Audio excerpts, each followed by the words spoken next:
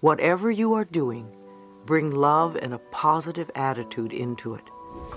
If you are in an uncomfortable situation, look within to see what is the best lesson for you to learn from it.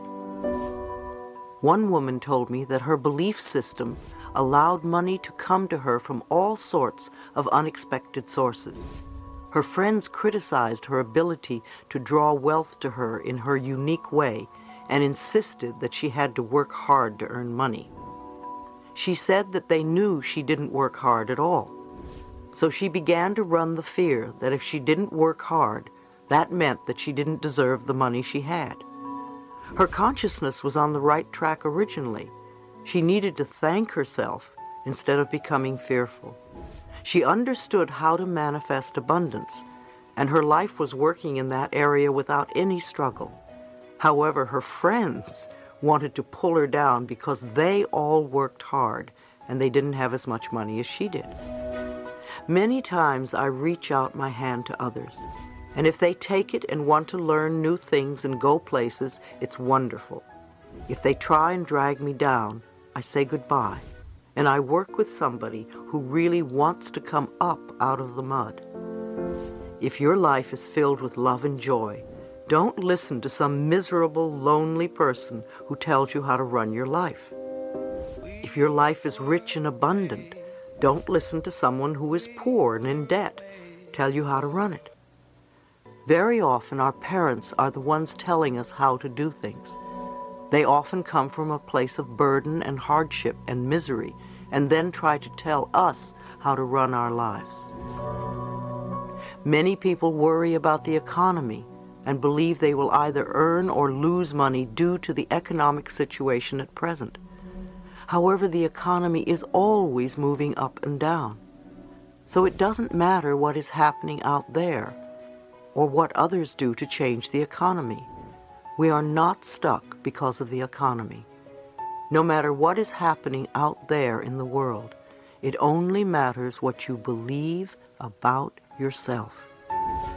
If you have a fear about becoming homeless, ask yourself, where am I not at home within myself? Where do I feel abandoned? What do I need to do to experience inner peace? All outer experiences reflect inner beliefs. I have long used the affirmation, my income is constantly increasing. Another affirmation I like is, I go beyond my parents' income level. You see, you have a right to earn more than your parents did. It's almost a necessity as things cost more now. Women especially experience a lot of conflict with this one. Often they find it difficult to earn more than their fathers are earning. They need to go beyond their feelings of not deserving and accept the abundance of financial wealth that is their divine right. Your job is only one of many channels of an infinite source of money. Money is not the object of your right work. Money can come to you in many ways and from many avenues. No matter how it comes, accept it with joy and as a gift from the universe. A young lady was complaining that her in-laws were buying her new baby all sorts of nice things and she could not afford to buy anything. I reminded her that the universe wanted that baby to be well supplied with an abundance of all good and used the in-laws as a channel to supply it. She then could be grateful and appreciate the way in which the universe was providing for her baby. Relationships on the job. The relationships we create at work are similar to the relationships we have as a family. They can be healthy or they can be dysfunctional. A woman once asked me, as a person who is usually positive, how do I deal with people in a work environment who are constantly negative? First of all, I thought it interesting that she was in a work environment where everybody was negative when she said she was positive. I wondered why she was attracting negativity to her. Perhaps there was some negativity within her that she did not recognize. I suggested that she start to believe for herself that she always worked in an area where it was peaceful and joyful, where people really appreciated each other and life as a whole, where there was respect on all sides. Instead of complaining how so-and-so had to do it his way, she could affirm for herself that she always worked in the ideal place. By adopting this philosophy, she could either help bring out the best qualities in others because they would be responding differently to her inner changes, or she would find herself in another work arena where the conditions would be as she declared. A man once told me that when he started his job, he had all these incredible instincts and his job was wonderful and sailed along smoothly. He was precise, direct, and satisfied. Suddenly he began to make mistakes every day, and I asked him what he was frightened of. Could it be an old childhood fear that was surfacing? Was there someone at work with whom he was angry, or was he trying to get even with somebody? Did that person remind him of one of his parents? Had this happened in other jobs? It seemed to me that he was creating some chaos at work because of an old belief system. He recognized that it was an old family pattern where he was ridiculed every time he made a mistake. I suggested that he forgive his family and affirm that he now has wonderful, harmonious relationships at work where people totally respect him and appreciate everything he does. When you think of your coworkers, don't think, oh, they're so negative. Everybody has every quality in them, so respond to the good qualities that are in them and respect their peacefulness instead. When you can focus on these qualities, they will rise to the surface. If others are constantly saying negative things, don't pay attention. You want to change your consciousness. Since they are reflecting something negative within you, when your consciousness really changes, negative people won't be around very much. Even if you feel frustrated, start affirming what you want to have in your workspace. Then accept it with joy and thanksgiving. One woman had an opportunity at work to do what she loved and to grow from the experience. However, she would constantly get sick and sabotage herself. She recalled that when she was a child, she was always getting sick because it was her way of getting love and affection. So she kept recreating the pattern of getting sick as an adult. What she needed to learn was how to get love and affection in a more positive way. When anything went wrong at work, she went right back to being the 5-year-old girl. So when she began to take care of her little inner child, she also learned to feel safe and to accept her power. Competition and comparison are two major stumbling blocks to your creativity. Your uniqueness sets you apart from all others. There has never been another person like you since time began. So what is there to compare or compete with?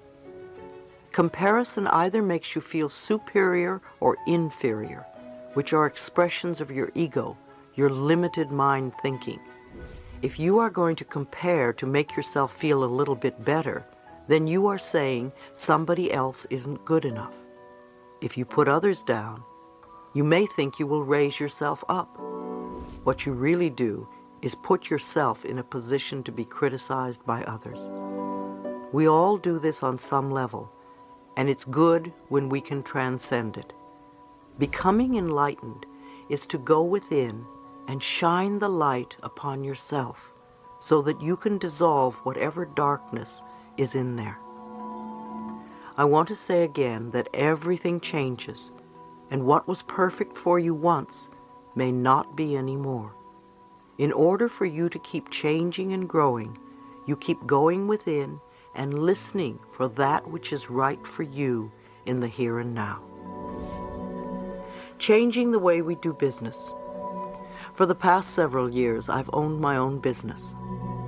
My motto has been that we open the mail and answer the phone and handle what is in front of us, and there is always plenty to do.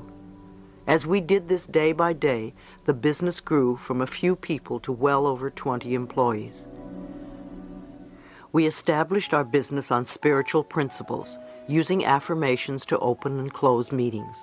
We realized that many other businesses ran on competition, often condemning others or greed, and we did not want to put that energy out to others, knowing that it would come back to us. We decided that if we were going to live by the philosophy, we were not going to operate under the old concepts of doing business. If problems arose, we would spend time affirming what we wanted to change. We also had a soundproof screaming room where employees could let off steam without being heard or judged. It was also a place where they could meditate or relax, and we supplied it with plenty of tapes for people to listen to. It became a safe haven in times of difficulty. I remember a time when we were having many problems with our computer system, and every day something would break down. Because I believe machines reflect our consciousness, I realized that many of us were sending negative energy to the computers, and we were expecting them to constantly break down. I had an affirmation programmed into the computer. Good morning. How are you today?